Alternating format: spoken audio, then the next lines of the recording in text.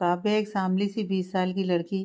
देखने में वो इतनी सुंदर नहीं है, पर उसको अपने रंग से कोई शिकायत नहीं है। पर उसके शिकायत होने ना होने से क्या फ़र्क पड़ता है। दुनिया है ना, उसको हर बार याद दिलाने के लिए कि वो सांवली है, उसका रंग काला है और बाकी लड़कियों जितनी सुंदर नहीं है, तो उसको पीछे रहना पड़ेगा। काव्या अपने रूम में लैपटॉप के सामने बैठी एक ऑनलाइन साइट के आगे हाथ जोड़कर बैठी थी। तभी उस साइट पर एक मैसेज पॉप हुआ। काव्या ने फिर साइट पर जाकर चेक किया तो उसकी आंखों में चमक आ गई और वो खुशी से उछलने लगी। आज काव्या की ग्रेजुएशन का फाइनल ईयर का रिजल्ट आया था और काव्या ने पूरे कॉलेज में टॉप किया था। अब इसके आगे काव्या अपने सपनों को उड़ान दे सकती थी। वो खुशी से अपने पेरेंट्स को ये बात बताने के लिए अपने रूम से बाहर आई कि रूम के डोर पर ही उसके कदम रुक गए और उसकी आंखों में आंसू आ गए। काव्या की माँ रीमा जी काव्या के पापा विजय जी पर गुस्सा करते हुए कह रही थी, आपने काव्या को वादा क्यों किया था। अब देख लीजिए, उस लड़की ने कॉलेज में टॉप किया है। अब वो आगे पढ़ने को बोलेगी तो पैसे कहाँ से लाएंगे। सारा पैसा उसको पढ़ाने में उड़ा देंगे तो उसकी शादी के लिए पैसे कैसे जोड़ेंगे। आप अच्छे से जानते हैं, उसके रंग की वजह से लड़के मिलने में दिक्कत होगी। दहेज ज़्यादा देना पड़ेगा, तब जाकर उसकी शादी हो पाएगी। जब 5-5 6-6 लाख पूरे ऐसे ही उसकी पढ़ाई में उठा देंगे तो दहेज कहाँ से लाओगे। रमा की बातें सुनकर काव्या की आंखों से आंसू निकलने लगे। शायद उसके खबर देने से पहले ही उसकी बड़ी बहन ने रमा जी को फ़ोन करके बता दिया था और उनके कान भी भर दिए थे। विजय जी रमा जी को शांत कराते हुए बोले, अरे तुम क्यों इतना परेशान हो रही हो। अगर काव्या पढ़ लिख जाएगी, अच्छी नौकरी करने लगेगी, यह जो उसका सपना है उसने वो पूरा कर लिया तो दहेज देने की ज़रूरत ही नहीं पड़ेगी। रमा जी गुस्से में बोली, वो कितनी भी पड़ जाए पर उसके रंग की वजह से बिना दहेज दिए कोई अच्छा परिवार नहीं मिलेगा। पहली लड़की की शादी इतने अच्छे घर बार में की है, क्या दूसरी को ऐसे ही फेंक देंगे। समाज वाले वैसे ही बातें बनाते हैं, उनको और मौका मिल जाएगा। विजय जी, तुम समाज के बारे में इतना क्यों सोचती हो। वो बच्ची भी हमारी अपनी है। रमा जी, अपनी बच्ची है इसलिए उसके भले का सोच रही हूँ।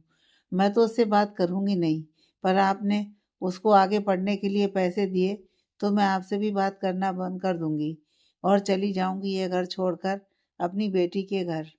विजय जी, ये तुम कैसी बातें कर रही हो। माँ हो कि दुश्मन उसकी।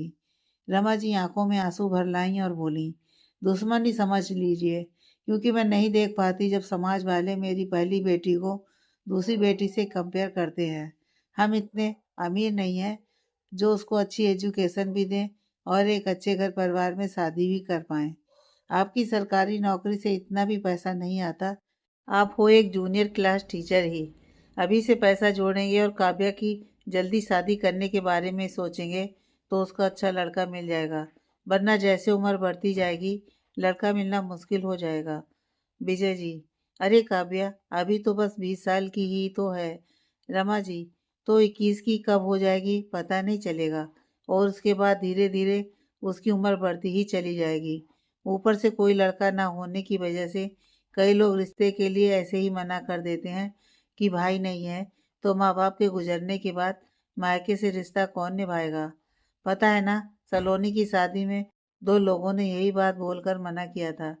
जब सलोनी इतनी गोरी है तब थोड़ी बहुत दिक्कतें आईं तो काव्या का रंग किसी से छुपा नहीं है। विजय जी क्या बोले उनको कुछ समझ में नहीं आ रहा था। तभी काव्या अपने आंसू पोंछकर दोनों के पास आई और मुस्कुराकर विजय जी से बोली, पापा मैंने कॉलेज में टॉप किया है। विजय जी मुस्कुराकर काव्या के सिर पर हाथ फेरते हुए, शाबाश। रमा जी चिढ़कर काव्या को देख रही थी। काव्या ने रमा जी की तरफ देखा और बोली, माँ आपको पता है अब मुझे दूसरे कॉलेज में अच्छी स्कॉलरशिप मिल जाएगी और मेरा ग्रेजुएशन कंप्लीट हो जाएगा तो किसी भी अच्छी कंपनी में मुझे अच्छी जॉब मिल जाएगी। मैं जॉब करते हुए एमएस भी कर लूँगी। विजय जी बोले, बेटा पर जॉब करने की क्या ज़रूरत है, मैं हूँ अभी। काव्या प्यार से बोली, पापा मैं अपने पैरों पर खड़ी होना चाहती हूँ, अपना खुद का बिजनेस खड़ा करना चाहती हूँ और जब तक मैं किसी अच्छी कंपनी में जॉब नहीं करूँगी तब तक अच्छा एक्सपीरियंस कैसे मिलेगा। जो एक्सपीरियंस खुद काम करने से आता है वो बस पढ़ने से नहीं आता। और मेरी स्टडी में भी तो सब बिजनेस से रिलेटेड है। कहीं जॉब करूँगी तो मुझे और नॉलेज मिलेगी और मेरी स्टडी की फ़ीस भी निकल आएगी। मेरा तो फ़ायदा ही फ़ायदा है। विजय जी हल्का सा मुस्कुरा दिए। उनकी बेटी छोटी सी उम्र में कितनी समझदार हो गई थी। वो अच्छे से जानते थे काव्या जॉब क्यों करना चाहती है, क्योंकि रमा जी आगे पढ़ने के लिए उसको पैसे नहीं देने देंगी और काव्या अपनी पढ़ाई बीच में नहीं छोड़ना चाहती थी। विजय जी ने भी मना नहीं किया और बोले, ठीक है। काव्या मुस्कुरा दी और बोली, ओके पापा, मैं जल्दी से जॉब सर्च करती हूँ। इतना बोलकर काव्या अपने रूम में चली गई। विजय जी रमा जी को देखकर दर्द भरी मुस्कान के साथ बोले, हमारी बेटी कितनी समझदार है, बिना बोले हर बात समझ लेती है। उसके बाद भी तुम उसके साथ ऐसे व्यवहार क्यों करती हो? ऐसा लगता है जैसे वो तुम्हारी बेटी ही नहीं है। अपने ही बच्चों से कोई कैसे चिढ़ सकता है? रमा जी ने कोई जवाब नहीं दिया और पैर पटकते हुए अपने रूम में चली गईं। विजय जी ने अपना हाथ सिर पर रख लिया। काव्या अपने रूम में आई और लैपटॉप में जॉब सर्च करने लगी। थोड़ा सर्च करने पर उसको आर.एस. इंडस्ट्रीज में सेल्स डिपार्टमेंट में जॉब के लिए फॉर्म मिला। काव्या बिजनेस मैनेजमेंट की ही स्टडी कर रही थी, इसलिए उसको सेल्स डिपार्टमेंट की भी नॉलेज थी। उसने तुरंत फॉर्म भर दिया। कुछ ही देर में उसको मेल आया, कल 9 बजे से इंटरव्यू है। ये इंटरव्यू ऑफलाइन था और एक ही राउंड में सिलेक्शन होना था। काव्या जल्दी जल्दी किताबें खोलकर बैठ गई। वो कैसे भी ये जॉब करना चाहती थी। आर.एस. इंडस्ट्रीज भोपाल की सबसे बड़ी कंपनी थी। काव्या कैसे भी इस कंपनी में जॉब चाहती थी। उसको अच्छे से पता था इस कंपनी में जॉब करने से उसको अच्छी खासी सैलरी पैकेज मिलेगा, जिससे वो आराम से अपनी स्टडी कर पाएगी। नेक्स्ट डे काव्या जल्दी जल्दी रेडी होकर इंटरव्यू के लिए निकल गई। वो जब इंटरव्यू के लिए पहुंची तो इंटरव्यू रूम के बाहर बहुत भीड़ थी। काव्या ने इधर उधर नजरें घुमाई और एक लड़की की बगल में खाली जगह देखकर जाकर बैठ गई और उसके बैठते ही वो लड़की काव्या की तरफ देखकर अजीब तरह से बोली, तुम भी यहाँ इंटरव्यू देने आई हो? काव्या उस लड़की को देखने लगी। वो लड़की देखने में बहुत सुंदर लग रही थी और वो तैयार भी बहुत अच्छे से हुई थी। ऐसा लग रहा था जैसे वो किसी किटी पार्टी में आई हो। काव्या को अपने आप को देखता देख वो लड़की एटीट्यूड के साथ बोली, पता है मैं सुंदर हूँ, ऐसे देख के नज़र मत लगाओ। जब मैं यहाँ हूँ तो तुम्हारा कोई चांस नहीं है, इसलिए मुफ्त की सलाह दूंगी। टाइम वेस्ट मत करो, अपने लिए कोई दूसरी जॉब ढूंढ लो जाकर। काव्या को उस लड़की का एटीट्यूड अच्छा नहीं लगा, फिर भी वो सहजता से बोली, जॉब किसकी लगेगी, ये इंटरव्यू लेने वालों पर छोड़ दीजिए। वो लड़की चिढ़ गई और बोली, तुम मुझे एटीट्यूड दिखा रही हो, मैं तुमको चैलेंज करती हूँ, यह जॉब तुमको तो कभी नहीं मिलेगी। अपनी भद्दी शक्ल देखी है? सेल्स में खूबसूरत लड़कियां जॉब पर ली जाती हैं, जो क्लाइंट को अपनी खूबसूरती से अपनी डील को पूरा सुनने को मजबूर कर दें। तुम्हारी शक्ल देख कर तो क्लाइंट ऐसे ही डील से मना कर देगा। बेचारा प्रोजेक्ट और ऑफर्स ही नहीं सुनेगा, ऐसे ही भाग जाएगा। काव्या को बुरा तो लगा पर उसने कोई जवाब नहीं दिया। उसको आदत हो गई थी इन सब बातों की। उसके स्कूल में भी इसलिए उसको लास्ट बेंच पर बैठना पड़ता था और कॉलेज में तो कोई उससे ज़्यादा बात ही नहीं करता था। उसकी बस एक ही दोस्त थी जो स्कूल से कॉलेज तक उसके साथ रही, रश्मि। काव्या रश्मि को देख हमेशा सोचती थी, क्या गोरे लोग भी अच्छे होते हैं? कुछ गोरे लोगों को अपनी सुंदरता पर घमंड नहीं होता। रश्मि देखने में बहुत सुंदर थी और एक हाई मिडिल क्लास फैमिली से बिलोंग करती थी। काव्या को हमेशा अपने परसेंटेज की वजह से बड़े और अच्छे स्कूल और कॉलेज में एडमिशन मिल जाता था। काव्या शांति से बैठी थी कि वो लड़की रिया फिर चिढ़कर बोली, यह जॉब तो मैं ही लेकर जाऊंगी। काव्या ने फिर कुछ नहीं कहा और मुस्कुरा दी। रिया और चिढ़ गई, पर वो काव्या को और नीचा दिखाती उससे पहले इंटरव्यू के लिए उसको बुलाया गया। रिया काव्या को घूरते हुए वहां से चली गई। कुछ समय बाद रिया बाहर आई और काव्या के सामने वाली चेयर पर बैठकर इंटरव्यू के रिजल्ट आने का वेट करने लगी। पहले सभी लोगों का इंटरव्यू होना था, उसके बाद किस किस को सिलेक्ट किया गया है उसके नाम अनाउंस होने वाले थे। धीरे धीरे करते हुए सभी के इंटरव्यू होने लगा और कुछ देर में काव्या का नंबर भी आया। काव्या इंटरव्यू के लिए गई तो वहां बैठे आदमियों की शक्ल पहले ही कुछ अजीब हो गई। काव्या थोड़ा नर्वस फील करने लगी, फिर भी पूरे कॉन्फिडेंस के साथ उसने सभी को ग्रीट किया और उसका इंटरव्यू स्टार्ट हुआ। कुछ समय बाद काव्या एक बड़ी मुस्कान के साथ रूम से बाहर आई। उसका इंटरव्यू बहुत अच्छा गया था। उसने हर एक सवाल का सही जवाब दिया था और एक आदमी ने तो उसकी तारीफ भी की थी। काव्या की मुस्कुराहट देखकर रिया चिढ़कर उसको घूरने लगी। कुछ समय में इंटरव्यू खत्म हुए और एक लड़की हाथ में लिस्ट लेकर आई और जो सिलेक्ट हुए थे उनका नाम लेने लगी। उसमें 4 लड़के और 3 लड़कियां सिलेक्ट हुईं और उसमें रिया भी थी। वो लड़की नाम बोल कर बोली, जो लोग सिलेक्ट हुए हैं वो रिसेप्शन पर जाकर फॉर्मेलिटी पूरी कर लें और बाकी लोगों को thank you and better luck next time. इतना बोलकर वो लड़की जाने लगी। बाकी के लोग भी चले गए। रिया भी एक सातिर मुस्कान के साथ काव्या को देखते हुए चली गई। काव्या की आंखों में नमी आ गई। उन इंटरव्यू में बैठे आदमी से तारीफ सुन के उसको लगा था कि ये जॉब उसको जरूर मिलेगी। काव्या को लगा शायद उस लड़की से मिस्टेक हो गई है और वो उसका नाम लेना भूल गई। इसलिए काव्या भागकर उस लड़की के पास आई और बोली, मैम। वो लड़की पलटकर बोली, यस। काव्या, मैम आप शायद मेरा नाम लेना भूल गई। वो लड़की काव्या को ऊपर से नीचे तक देखने लगी। सलवार सूट पहने काव्या एक नॉर्मल लड़की जैसी लग रही थी। वो लड़की काव्या को देखकर बोली, तुमको ऐसा क्यों लगता है? इस लिस्ट में तुम्हारा नाम होना चाहिए था।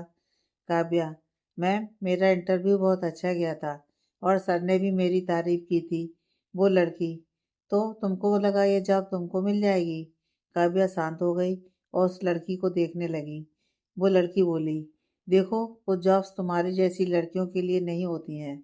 टैलेंट के साथ साथ आपकी पर्सनालिटी भी मैटर करती है, जो तुम्हारे अंदर बिल्कुल भी नहीं है।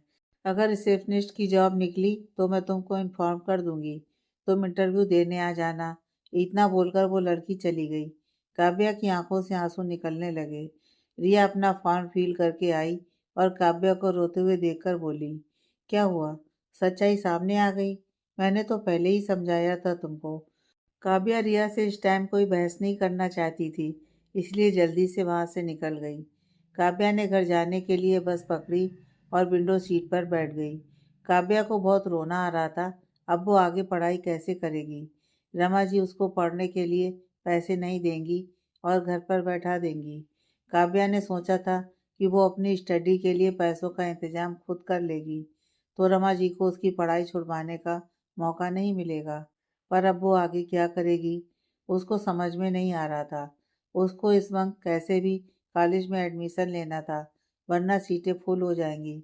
उसने सोचा था अगर जॉब लग गई तो कुछ दिन काम करने के बाद अपनी आधी सैलरी एडवांस में ले लेगी और थोड़े पैसे अपने पापा से। पर अब उसको समझ नहीं आ रहा था कि वो क्या करेगी। काव्या आगे क्या करेगी सोच रही थी कि उसका फोन बजा। काव्या ने अपने आंसू पोंछे और फोन निकाल कर देखा तो यह रश्मि का कॉल था। काव्या ने कॉल पिक किया तो दूसरी साइड से रश्मि चहकते हुए बोली, गैस व्हाट?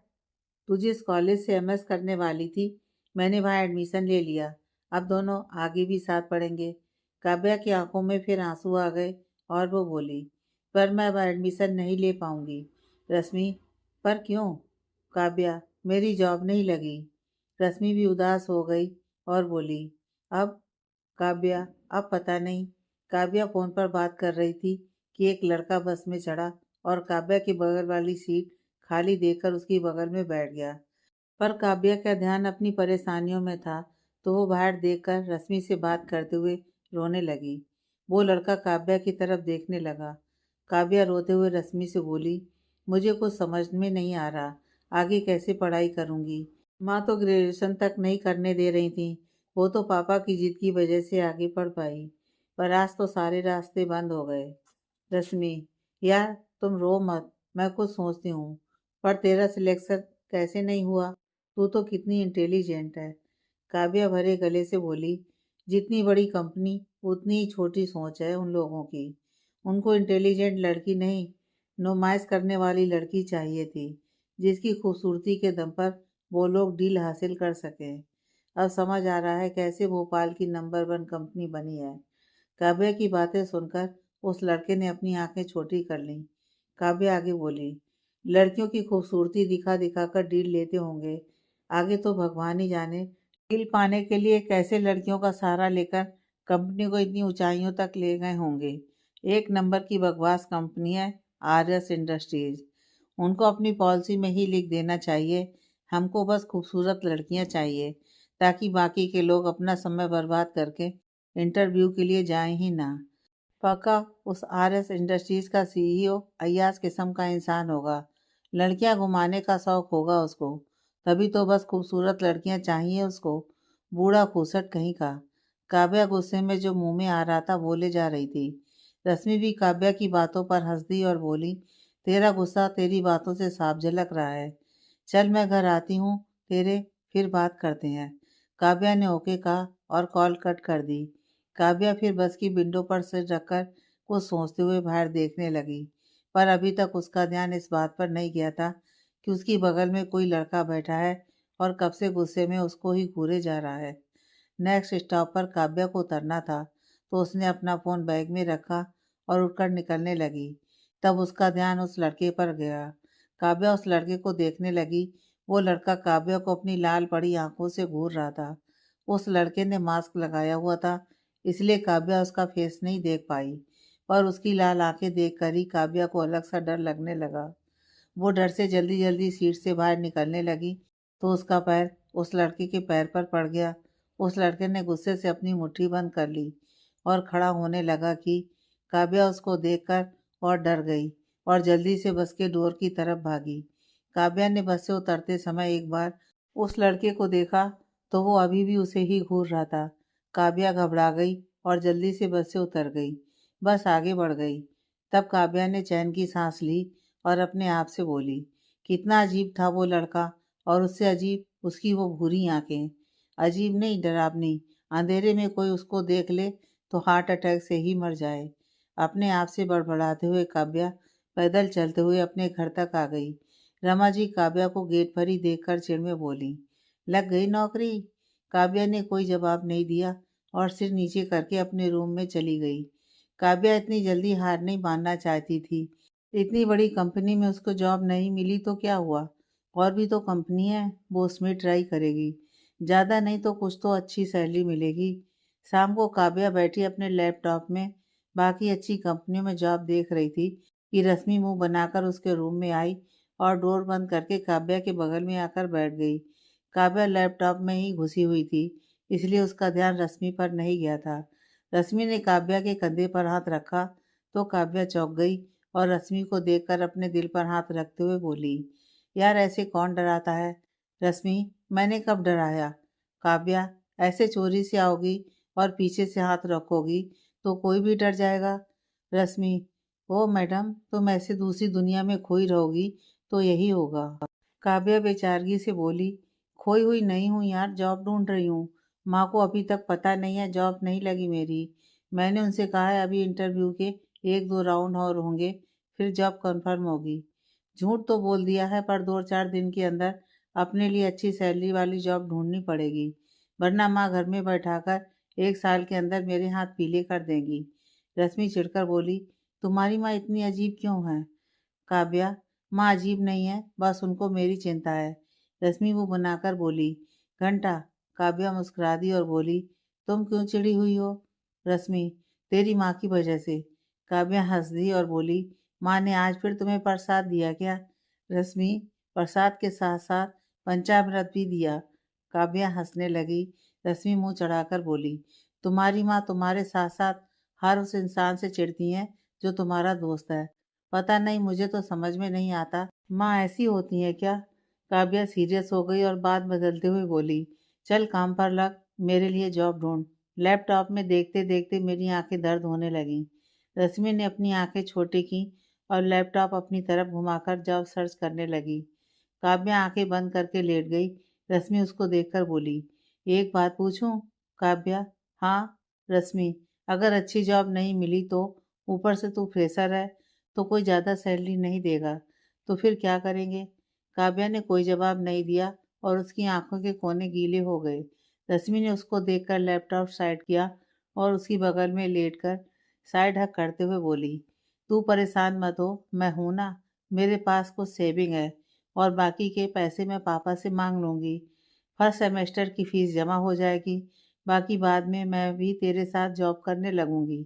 तो हम दोनों की सैलरी मिलाकर तेरी स्टडी की फीस आराम से निकल जाएगी। काव्या ने अपनी आंखें खोली और नम आंखों से रश्मि को देखते हुए बोली, मैं भगवान को हमेशा थैंक यू बोलती हूँ जो उन्होंने मुझे तुम्हारी जैसी इतनी अच्छी दोस्त दी। पर मैं तुमसे पैसे नहीं ले सकती। मैं अपने दम पर कुछ करना चाहती हूँ। रश्मि, पर एक बार, काव्या बीच में ही रश्मि को रोकते हुए बोली, तुम मेरे साथ हो ना, बस और कुछ नहीं चाहिए। अगर मैंने तुमसे स्टडी के पैसे लिए तो पापा को बहुत बुरा लगेगा और मैं ये देख नहीं पाऊंगी। रश्मि, ठीक है। काव्या मुस्कुरा दी और दोनों फिर ऐसे ही बातें करने लगी। थोड़ी देर में काव्या के फ़ोन में एक नोटिफिकेशन पॉप हुआ। काव्या ने फ़ोन देखा, उसमें आर्यस इंडस्ट्रीज कंपनी की साइट से एक मेल था। काव्या ने अपनी आंखें छोटी कर लीं। रश्मि काव्या को देखकर बोली, क्या हुआ? ऐसे क्या घूर रही हो फ़ोन को? किसका मैसेज है? काव्या, मैसेज नहीं, मेल है, आर्यस इंडस्ट्रीज की साइट से। रश्मि तुरंत पेट के बल लेट गई और बोली, तो देख क्या रही है, ओपन कर। काव्या ने मेल ओपन किया और पढ़ा। वैसे ही उसकी आंखें फैल गईं। रश्मि ने काव्या को शौक में देखा कि उसके हाथ से फ़ोन ले लिया और मेल देखने लगी। मेल पढ़ते ही रश्मि खुशी से उछलने लगी।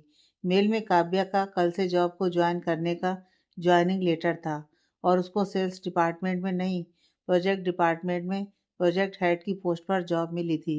रश्मि उछल रही थी। काव्या अपने सेल्स में आई और एक बार फिर मेल पढ़ने लगी। काव्या को लग रहा था कि कहीं गलती से तो वो मेल उसके पास नहीं आ गया, पर ज्वाइनिंग लेटर में बाकायदा उसका नाम लिखा था, काव्या शर्मा। रश्मि कूदते हुए काव्या के ऊपर आ गई और बोली, ओ तेरी, तेरी तो प्रोजेक्ट हेड की पोस्ट पर जॉब लग गई। अब तुझे इतनी सैलरी मिलेगी कि तू आराम से खुद अपनी फीस जमा कर सकती है। तुझे अब किसी से पैसे मांगने की ज़रूरत ही नहीं पड़ेगी। रश्मि की बातें सुनकर काव्या भी खुश हो गई, पर वो अभी भी थोड़ी कंफ्यूज थी। उसने इंटरव्यू तो सेल्स डिपार्टमेंट के लिए दिया था और उसको उसकी पर्सनालिटी की वजह से रिजेक्ट भी कर दिया गया था। फिर ये अचानक से उसको प्रोजेक्ट हेड की पोस्ट कैसे मिल गई? पर काव्या अपनी पढ़ाई पूरी कर पाएगी, उसकी खुशी उसको ज़्यादा थी। बाकी वो कल कंपनी जाकर पता कर लेगी। रश्मि खुशी में काव्या से बोली, चल बाहर छोटी सी पार्टी करने चलते हैं और अपनी उस खड़ूस माँ को भी बता दें, तेरी जॉब लग गई है, वो भी प्रोजेक्ट हेड की पोस्ट पर। काव्या थोड़ा सीरियस होकर बोली, मैं कल कंपनी जाकर सब पता करूंगी, उसके बाद घर पर बताऊंगी। मुझे अभी कुछ डाउट्स है। रश्मि, ओके, पर छोटी सी पार्टी करने तो चल सकते हैं। काव्या ने ओके कहा और दोनों आइसक्रीम खाने चली गईं। ऐसे ही हंसी खुशी वो रात निकल गई। नेक्स्ट डे काव्या अपने डॉक्यूमेंट्स लेकर आरएस इंडस्ट्रीज पहुंची और रिसेप्शन पर बात करने ही जा रही थी कि एक आदमी उसके पास आया और बोला, आप मिस काव्या है ना? काव्या ने अपना सिर हाँ में हिला दिया और बोली, यस सर। वो आदमी बोला, मैम मेरे साथ चलिए। काव्या उसके पीछे चल दी। वो आदमी काव्या को वेटिंग रूम में ले आया और उसको कुछ पेपर्स देते हुए बोला, ये आपके एग्रीमेंट पेपर्स हैं, इसमें कंपनी के रूल्स और आपकी सैलरी सब डिटेल्स लिखा है। एक बार आप पढ़ लीजिए और साइन कर दीजिए। फिर मैं आपको आपका केबिन दिखा देता हूँ और काम समझा देता हूँ। काव्या के मन में पहले से ही डाउट था, इसलिए वो बिना पेपर्स पढ़े बोली, सर मुझे आपसे कुछ पूछना था। वो आदमी, यस बोलिए। काव्या, सर मुझे यह जॉब क्यों दी गई? मुझे तो रिजेक्ट कर दिया गया था। वो आदमी, आपको सेल्स डिपार्टमेंट की जॉब के लिए रिजेक्ट किया गया था, पर इंटरव्यू देने आए लोगों को ये नहीं पता था कि उनका इंटरव्यू रिकॉर्ड हो रहा है और उसी बेस पर जिन जिन का इंटरव्यू अच्छा गया उनको सेल्स डिपार्टमेंट के लिए और सबसे अच्छा परफॉर्मेंस देने वाले को अलग अलग डिपार्टमेंट में जॉब दी गई। उसी बिहाफ पर आपको प्रोजेक्ट हेड की पोस्ट मिली। उस आदमी की बात सुनकर काव्या को कुछ अजीब लगा, और उसके लिए जॉब ज़रूरी थी, ऊपर से इतनी अच्छी सैलरी, वो कभी ना नहीं कर सकती। उसने जल्दी जल्दी से सारे रूल्स पढ़े और साइन कर दिए। उस आदमी ने फिर काव्या को उसका कैबिन दिखाया और काव्या को उसका काम समझाकर बोला, कोई भी प्रोजेक्ट रेडी करने के बाद पहले सीईओ को दिखाना होता है, उसके बाद वो क्लाइंट के सामने प्रेजेंट किया जाता है। तो तुमको भी ऐसा करना है। मैंने तुम्हारी टीम से तो इंट्रो करवा दिया है, अब आगे सब तुमको खुद करना है। लैपटॉप में प्रोजेक्ट की सारी डिटेल है, पढ़ लो। एक और बात, बोलते हुए उस आदमी ने टेबल से एक फाइल उठाई और काव्या के सामने करता हुआ बोला, यह मल्होत्रा कंपनी के प्रोजेक्ट की फाइल है, ऑलमोस्ट कंप्लीट है। कुछ ही काम बाकी होगा तो इसको कंप्लीट करके बॉस को दे दो। आज उनकी मीटिंग है, इसलिए उनको पहले प्रोजेक्ट चेक करना होगा, सब सही है कि नहीं, तभी वो क्लाइंट के सामने प्रोजेक्ट रिप्रेजेंट करने की परमिशन वो देंगे। काव्या ने ओके कहा और फाइल उठाकर देखने लगी। वो आदमी केबिन से चला गया। काव्या ने उस फाइल पर काम करना शुरू कर दिया। 4 घंटे में काव्या ने वो फाइल कंप्लीट की और सीईओ के केबिन की तरफ बढ़ गई। काव्या ने पहले ही कंपनी के सीईओ के बारे में न्यूज़ पढ़ी हुई थी। सीईओ कोई 54-55 साल का आदमी था, रणबीर मित्तल। उनके बारे में अक्सर न्यूज़ में निकलता रहता था कि आरएस इंडस्ट्रीज के ओनर रणबीर मित्तल ने आज ये प्रोजेक्ट हासिल किया, आज वो इस मुकाम पर पहुंच गए, वगैरह वगैरह। काव्या थोड़ी नर्वस थी क्योंकि कल का एक्सपीरियंस उसका अच्छा नहीं था, तो उसने सीईओ को लेकर अलग ही सोच बना ली।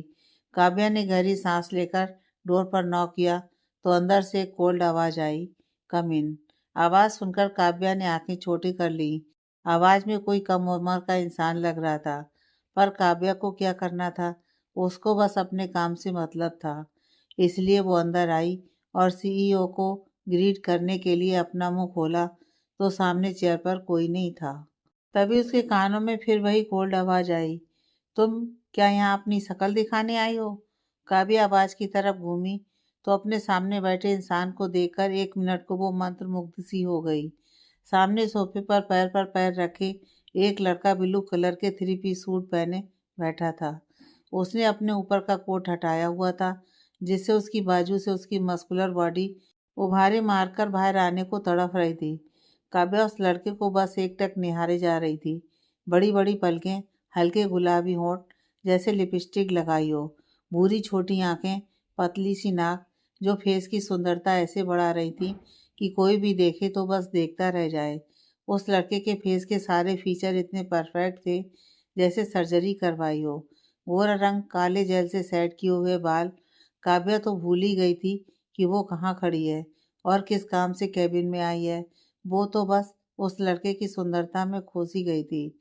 उस लड़के ने काव्या को ऐसे बुत बना देखा तो अपनी छोटी आंखें और छोटी कर लीं और टेबल पर रखा पेन उठाकर उससे कैप निकाला और काव्या के सिर पर फेंक कर मारते हुए बोला, यहाँ मुझे निहारने आई हो क्या? काव्या हड़बड़ा गई और फोरहेड मसलते हुए इधर उधर देखने लगी। वो लड़का उठकर काव्या के पास आया और उसको ऊपर से नीचे तक देखते हुए तेज आवाज में बोला, किस काम से आई हो? बोलोगी या मैं सिक्योरिटी बुलाऊं तुमको बाहर उठाकर फेंकने के लिए? काव्या घबरा गई और जल्दी से बोली, मैं सीईओ सर को ये फाइल दिखाने आई थी। वो लड़का आंखें छोटी करते हुए बोला, तो फाइल लाओ और निकलो यहाँ से। काव्या ने भी मुंह बना लिया और बोली, तुमको क्यों दूं, मैं सर को ही दूंगी। काव्या को लगा शायद ये लड़का सीईओ का असिस्टेंट होगा। वो लड़का गुस्से में काव्या को देखते हुए बोला, तुमको पता है सीईओ कौन है? काव्या, हाँ बहुत अच्छे से पता है। अब साइड हटो, खंबे जैसे सामने आकर खड़े हो गए हो। आने दो, सर को उनको बताऊंगी। तुमने कैसे मुझे कैप मारा, कितनी जोर से लगा मुझे। उनकी गैर हाजिरी में तुम कैसे अपने आप को बॉस समझकर मेरे ऊपर रौब झाड़ रहे हो? काव्या की बातें सुनकर वो लड़का गुस्सा में काव्या को देखने लगा। वो लड़का गुस्से में काव्या को घूर रहा था कि काव्या ने उसकी तरफ पलट कर देखा तो उसकी वो भूरी लाल आंखें देखकर काव्या को फिर उस बस वाले लड़के की याद आ गई और डर से उस लड़के को देखने लगी। उस लड़के ने काव्या को देखते हुए जोर से चिल्लाकर कहा, अखिल। उसके चिल्लाने की देर थी कि एक लड़का डरकर भागते हुए केबिन का डोर झटके से ओपन करते हुए ऐसे आया जैसे उसके आधे सेकंड की भी देर हुई तो उसको गर्म तेल की कढ़ाई में तला जाएगा। काव्या ये सब देखकर और डर गई। उसको तो समझ में नहीं आ रहा था कि आखिर हो क्या रहा है। आखिर उस लड़के के पास आया और अपना सर नीचे करते हुए बोला, यस सर। वो लड़का गुस्से में काव्या को देखते हुए अखिल से बोला, इस 1.5 फुटी लड़की को बताओ कि मैं कौन हूँ। अखिल ने सिर घुमाकर पीछे काव्या की तरफ देखा और अपने मन में बोला, ये लड़कियां मेरी कुंडली में दोस्त बनकर बैठी हैं। एक जाती है तो दूसरी मुसीबत खड़ी करने आ जाती है। मन में सोचते हुए अखिल काव्या के पास आया और सीरियसली टोन में बोला, मिस, यह है हमारे सीईओ मिस्टर एकांश मित्तल। काव्या की आंखें बड़ी हो गईं और वो तुरंत बोली, पर सीईओ तो वो बुड्ढा। बोलते हुए काव्या को याद आया वो क्या बोलने जा रही है, इसलिए वो रुककर अपनी बात को ठीक करते हुए जल्दी से बोली, सीईओ तो रणबीर मित्तल थे, मैंने न्यूज़ में देखा। अखिल अपने मन में अपना सिर पीटते हुए बोला, ये लड़कियां आज तो मुझे बॉस के हाथों जान से मरवाकर ही दम लेंगी। अखिल काव्या को समझाते हुए बोला, सर उनके ही बेटे हैं और अब सर ने यह कंपनी अपने अंडर ले ली है, तो अब से ये कंपनी के सीईओ हैं। काव्या की सिट्टी पिट्टी गुल हो गई और वो अपने मन में बोली, क्या ये उस बुड्ढे का बेटा है? वो बुड्ढा इतना अयास था तो उसका बेटा तो उससे 2 कदम आगे होगा। ये तो मुझे अभी जॉब से निकाल देगा। सोचते हुए काव्या नजरें घुमाकर डर से एकांश की तरफ देखने लगी। एकांश भी गुस्से में काव्या को देख रहा था। काव्या जब बीच में ही बुड्ढा बोलते हुए रुक गई थी, उसी समय एकांश समझ गया था काव्या क्या बोलना चाहती थी। तभी से वो गुस्से में तिलमिलाया हुआ काव्या को देख रहा था। काव्या को एकांश की आंखें देखकर बहुत डर लग रहा था और उसको बार बार यही ख्याल आ रहा था कि यह तो उस बस वाले लड़के जैसी आंखें लग रही हैं, पर ये इतनी बड़ी कंपनी का मालिक का बेटा उस लोकल बस में थोड़ी ना घूमेगा। सोचकर काव्या ने इस बात को जाने दिया और अपनी गलती को सुधारने के लिए हिम्मत करके एकांश के पास आई और उसके सामने फाइल करते हुए बोली, सॉरी सर, मुझे नहीं पता था कि आप कौन हो। एकांश ने काव्या के हाथ से फाइल खींचकर लेते हुए गुस्से में कहा, बहुत डींगे मारती हो ना अपनी काबिलियत की, तो आज से, सॉरी अभी से तुम्हारी पोस्ट को और प्रमोट किया जाता है। आज से तुम प्रोजेक्ट हेड के साथ साथ प्रोजेक्ट प्रेजेंटर का भी काम करोगी। तुम्हारा काम बस प्रोजेक्ट रेडी करना ही नहीं होगा, अब तुम हर प्रोजेक्ट को क्लाइंट के सामने प्रेजेंट भी करोगी। काव्या की आंखें बाहर आ गईं और उसने हैरानी से कुछ बोलने के लिए अपना मुंह खोला कि एकांश ने फाइल से एक पेपर निकाला और काव्या के मुंह में घुसाते हुए बोला, तो मिस इंटेलिजेंट थोड़ा मॉडर्न बनो, ये फाइल और पेपर के आगे बढ़कर लैपटॉप में प्रोजेक्ट रेडी करो दोबारा से। तुम्हारे पास बस 3 घंटे का समय है। शाम 6 बजे मेरी मीटिंग है और अभी 3 बज रहे हैं। So your time start now. Kavya मुंह में पेपर भरे आंखें फाड़े एकांश को देख रही थी। एकांश ने अखिल को काव्या को बाहर फेंकने का इशारा किया और फिर से सोफे पर जाकर बैठ गया। अखिल काव्या के पास आया और धीरे से बोला, मिस आप ये क्या कर रही हैं? चलिए यहाँ से, वरना आपके साथ साथ आज मेरी समाधि भी यहीं बनेगी। काव्या अपने सेंस में आई और अखिल को देखने लगी। दोनों को वही खड़ा देख एकांश ने गुस्से में पेपर वेट उठाया, अखिल को इस तरह फेंक कर मारा कि अखिल को चोट ना आए, बस उसकी आंखों के सामने से पेपर वेट होकर गिरे। अपनी आंखों के जस्ट सामने से पेपर वेट गिरते देख अखिल की सांसें मुंह को आ गईं और वो डरकर एकांश को देखने लगा। एकांश फिर टेबल पर रखे पेपर देखते हुए ही बोला, निशाना चूका, यह सोचने की भूल मत करना। अखिल तुरंत समझ गया एकांश इसलिए गुस्सा कर रहा है क्योंकि वो अभी भी काव्या को लेकर बाहर नहीं गया। अखिल ने जल्दी से काव्या का हाथ पकड़ा और उसको बाहर ले जाने लगा। काव्या की आंखें और बड़ी हो गईं। आज पहली बार उसको किसी लड़के ने ऐसे बाजू से पकड़ा था। उसको ऐसी फीलिंग आ रही थी जैसे उसको खींचकर बाहर फेंका जा रहा हो। अखिल काव्या को बाहर लेकर जा रहा था कि एक आदमी केबिन के अंदर आते हुए दोनों से टकरा गया। अखिल ने सिर झुकाकर उस आदमी को ग्रीट किया और जल्दी से काव्या को लेकर वहां से चला गया। उस आदमी ने काव्या को देखा, फिर अपना सिर नामे हिलाकर अंदर आया तो एकांश को सोफे पर बैठा देखकर उस आदमी के फेस पर उदासी आ गई और वो एकांश के पास आकर उदासी भरी आवाज में बोला, बेटा वो तुम्हारी चेयर है, फिर भी तुम यहाँ क्यों बैठे हो? एकांश ने उस आदमी को देखा, फिर पेपर्स देखते हुए बोला, डैड वो आपकी चेयर है।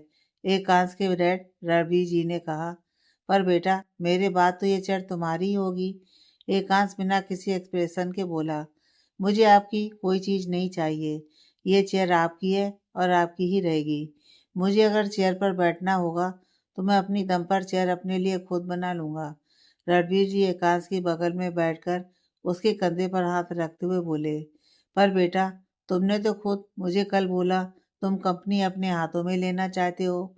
एकांश रणबीर जी का हाथ अपने कंधे से हटाते हुए बोला, मैंने बोला था, पर मुझे उसके आगे भी बहुत कुछ बोलना था, पर आपको मेरी बातों में इंटरेस्ट नहीं था, तो आपने मेरी पूरी बात सुनना ज़रूरी नहीं समझा और सभी के बीच ये बात अनाउंस पहले कर दी कि अब से मैं कंपनी अपने हाथों में लेने वाला हूँ।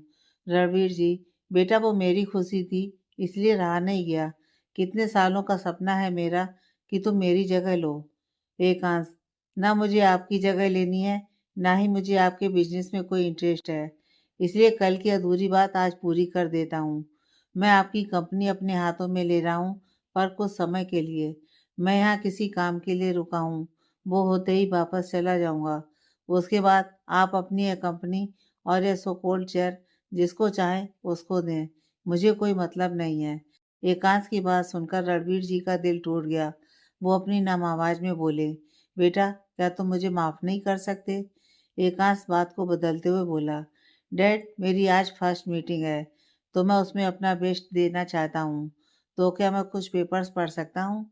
रणवीर जी समझ गए एकांश उस बारे में कोई बात नहीं करना चाहता है, इसलिए वो आगे कुछ नहीं बोले और उठकर एकांश के सर पर हाथ फेरकर अपने मन में बोले, काश तुम जिस काम के लिए यहाँ रुके हो वो कभी पूरा ना हो और तुम हमेशा मेरे साथ यहीं रुक जाओ।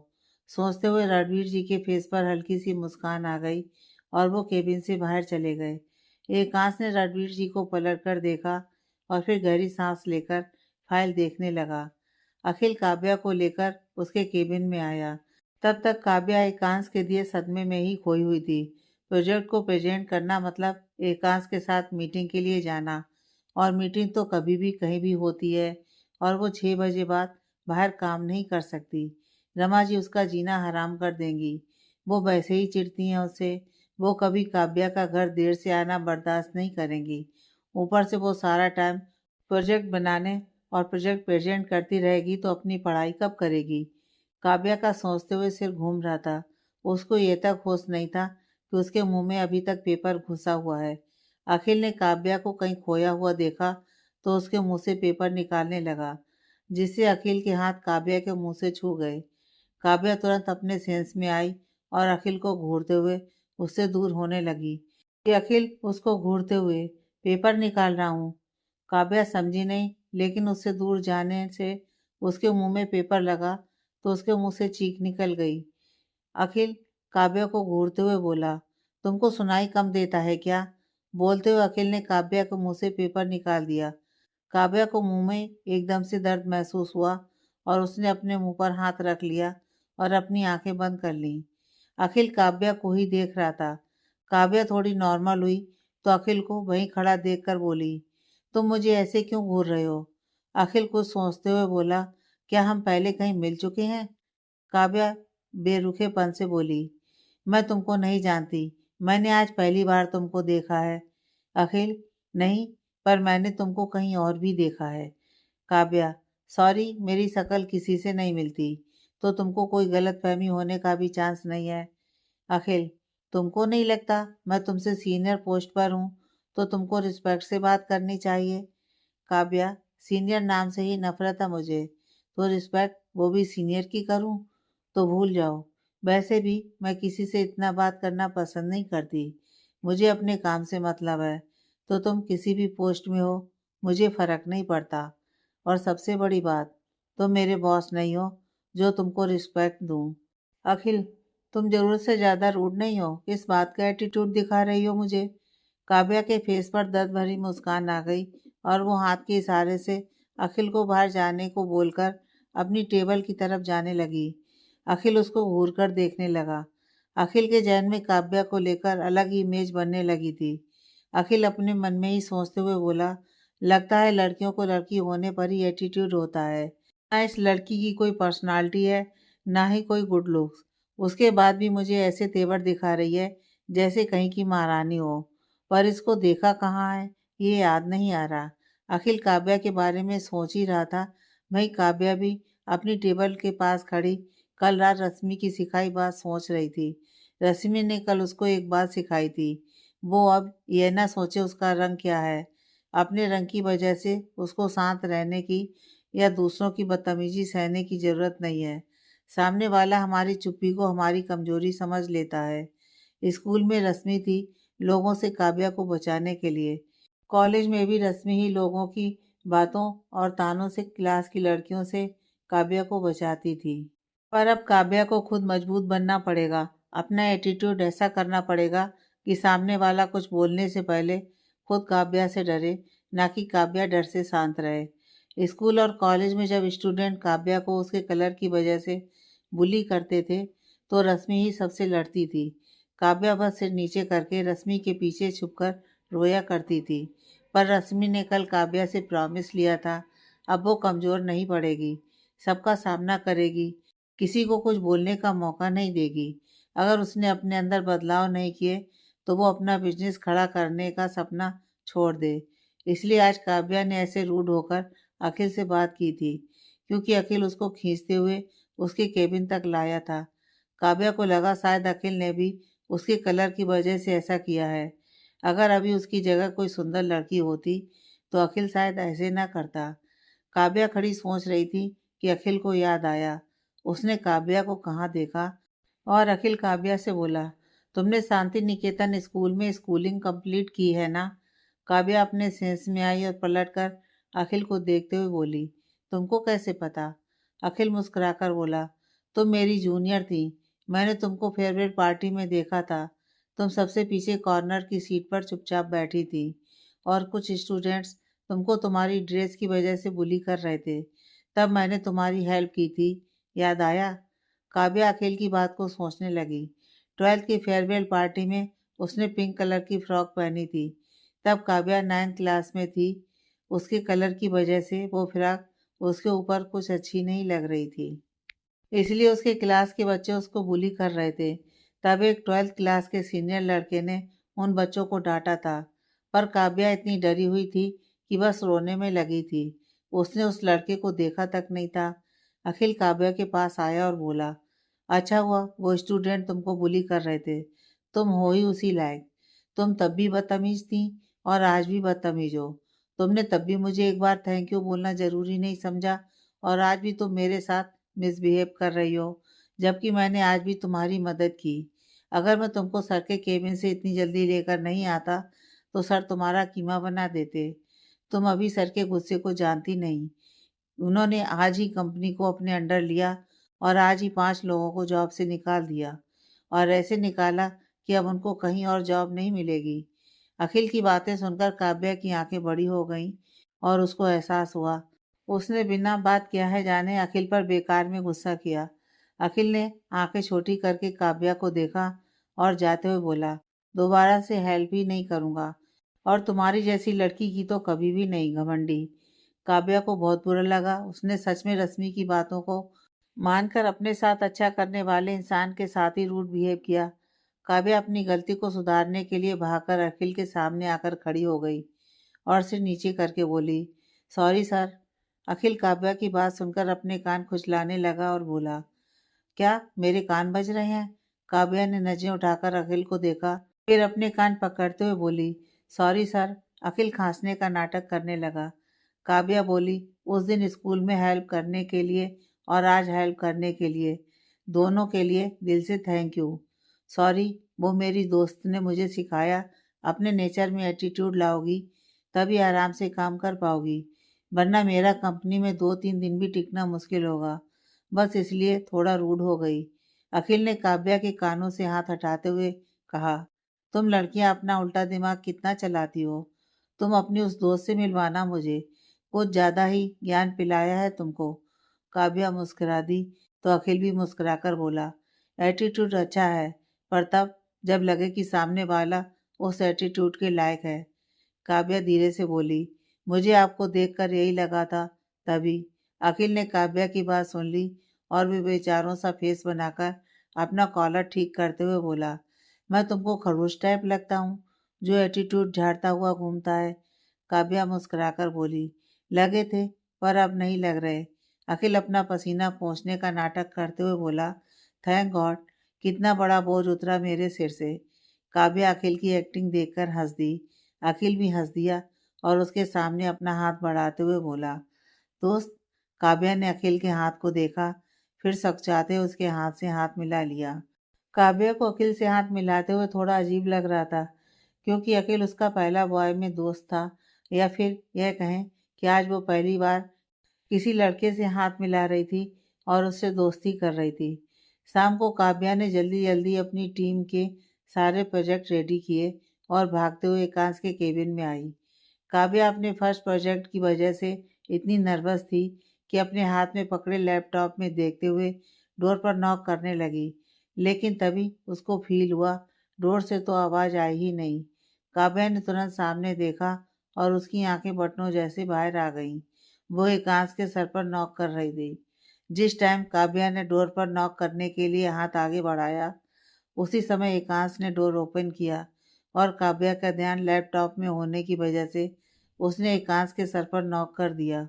एकांश को देखकर काव्या ने बेचारों सा मुंह बना लिया, क्योंकि एकांश उसको खा जाने वाली नज़रों से देख रहा था। ऊपर से अखिल ने उसको अच्छे से समझा दिया था कि एकांश को कितना गुस्सा आता है। अगर काव्या को ये जॉब अच्छे से करनी है तो वो एकांश को जितना कम गुस्सा दिलाए उतना अच्छा होगा उसके लिए। काव्या ने फिर हिम्मत करके हकलाते हुए एकांश से कहा, सॉरी सर। एकांश ने गुस्से में काव्या को देखा और उसके हाथ से लैपटॉप छीनकर उसकी गर्दन पीछे से पकड़ ली। काव्या की आंखें बड़ी हो गईं और उसके मुंह से हल्की चीख निकल गई। काव्या ने एकांश के हाथ से अपनी गर्दन छुड़ाने की कोशिश करते हुए कहा, सर आप ये क्या कर रहे हैं, छोड़िए मुझे। पर एकांश ने कोई जवाब नहीं दिया और काव्या को खींचते हुए लिफ्ट की तरफ ले जाने लगा। कॉरिडोर से आते जाते लोग सभी एक साइड होकर एकांश को हैरानी से देख रहे थे और काव्या के लिए दिल से दुआ मांग रहे थे कि आज भगवान ही जाने काव्या के साथ क्या होगा, क्योंकि एक ही दिन में सभी एकांश के गुस्से से अच्छे से वाकिफ हो गए थे। एकांश काव्या को लिफ्ट के पास लेकर आया और उसको धक्का देते हुए लिफ्ट के अंदर छोड़ दिया।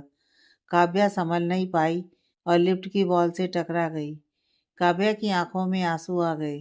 वो ठीक से खड़ी हुई और एकांश को गुस्से में देखते हुए कुछ बोलने जा रही थी कि लिफ्ट पार्किंग में रुकी और एकांश बाहर निकलने लगा।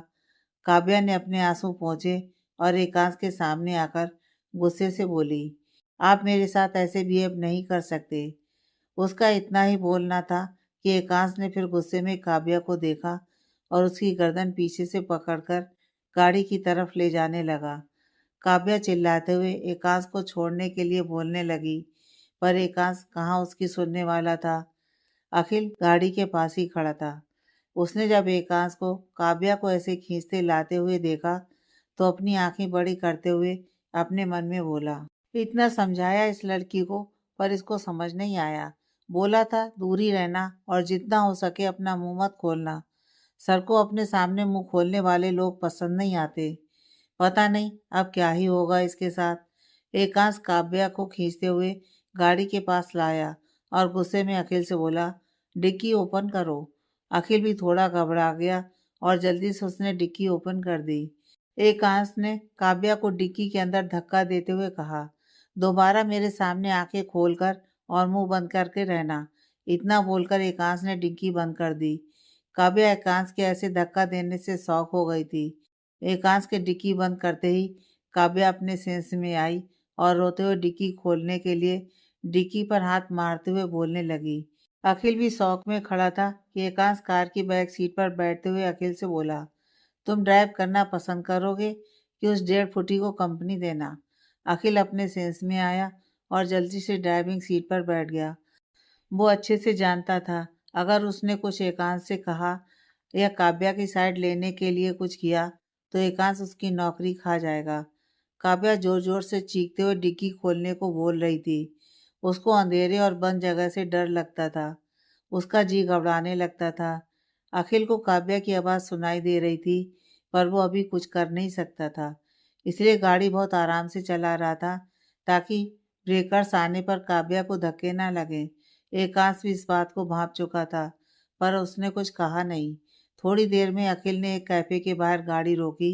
एकांश उतरकर बाहर आया और काव्या को बाहर निकालने के लिए डिक्की खोली। काव्या अब तक रोते रोते पस्त पड़ गई थी।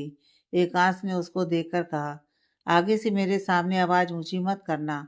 एकांश इतना ही बोला था। इतनी देर से काव्या, जो जी मचलाने के कारण अपनी वोमिटिंग रोक कर बैठी हुई थी, उससे अब रोका नहीं गया और उसने एकांश के ऊपर ही वोमिटिंग कर दी। एकांश बोलते हुए चुप हो गया और हैरानी से काव्या को देखकर चिल्लाते हुए बोला, व्हाट द हेल। एकांश की आवाज़ सुनकर अखिल भी भाग कर आया, पर एकांश के खराब कपड़े और उसके गंदे से एक्सप्रेशन देखकर अखिल को हंसी आने लगी, पर उसने अपने होठों को भींच लिया ताकि एकांश को पता न चले। एकांश काव्या को घूर रहा था, लेकिन काव्या अपना सर पकड़कर अध बेहोशी की हालत में बैठी थी। उसको होश ही नहीं था। उसने एकांश का गुस्सा और बढ़ा दिया। एकांश गुस्से में तिलमिलाया हुआ काव्या को देख रहा था, पर उसके कुछ बोलने या करने से कोई मतलब नहीं था। काव्या बिल्कुल होश में नहीं लग रही थी। वो बैठी जरूर थी, पर उसकी आंखें ठीक से खुल तक नहीं रही थी। उसकी आंखें रोने की वजह से सूज गई थी। उसका दुपट्टा भी फटा हुआ था। शायद उसने दुपट्टा फाड़कर लॉक खोलने की कोशिश की होगी, जैसा कि एकांश को लग रहा था। वैसा ही हुआ और काव्या अपना सिर पकड़े बेहोश होकर डिक्की में ही गिर पड़ी। एकांश ने गुस्से में काव्या को देखा, फिर डिक्की कसकर बंद करते हुए अखिल से बोला, मुझे ये लड़की होश में चाहिए। इतना बोलकर एकांश घिन से अपने आप को देखते हुए कैफे के अंदर चला गया। अखिल, जो अपनी हंसी रोके खड़ा था, वो एकांश के एक्सप्रेशन याद करते हुए हंस दिया, लेकिन तभी उसे काव्या का ख्याल आया और उसने डिक्की खोलकर काव्या के फेस पर पानी मारा। काव्या होश में आई और हड़बड़ाकर इधर उधर देखने लगी। वो काफी डरी हुई लग रही थी। अखिल उसको देखकर अपना हाथ आगे बढ़ाते हुए बोला, काव्या तुम ठीक हो? काव्या अखिल की आवाज़ सुनकर फिर जोर जोर से रोने लगी। अखिल ने काव्या का हाथ पकड़कर कार से बाहर निकाला और उसको शांत कराने लगा। अखिल ने काव्या को थोड़ा पानी पिलाया और उसका मुंह धुलाया। काव्या को कुछ अच्छा लगा और वो थोड़ा नॉर्मल हुई। अखिल ने फिर काव्या से कहा, अंदर चलें?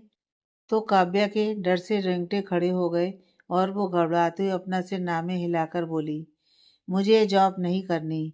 अखिल शौक होते हुए बोला, क्या? काव्या, मैं ऐसे पागल इंसान के साथ काम नहीं कर सकती। बचपन से लेकर आज तक बहुत से लोग मिले जो मेरे रंग की वजह से मुझे ताने देते थे, पर ये इंसान तो मुझसे इतना चिढ़ता है कि सीधा मुझे मारने पर उतार हुआ है। इस इंसान ने मुझे जॉब पर अपना फ्रस्ट्रेशन निकालने के लिए रखा है। मैं ऐसे पागल जंगली जानवर के साथ अब एक पल और नहीं रहना चाहती। अखिल, पर तुम? काव्या बीच में ही उसको रोकते हुए बोली, मैं अभी से ये जॉब छोड़ रही हूँ। आप इस पागल की पागलपंती झेल सकते हैं, मैं नहीं। इतना बोलकर काव्या वहां से जाने लगी। अखिल काव्या को रोकना चाहता था, पर अभी काव्या की कंडीशन देखकर उसको भी बहुत बुरा लग रहा था, इसलिए वो कुछ नहीं बोला। काव्या ने वहां से अपने घर के लिए ऑटो पकड़ी और निकल गई, पर वो अनजान थी कि उसके इस एक्शन का क्या रिएक्शन मिलने वाला है उसे। आगे की कहानी नेक्स्ट पार्ट में।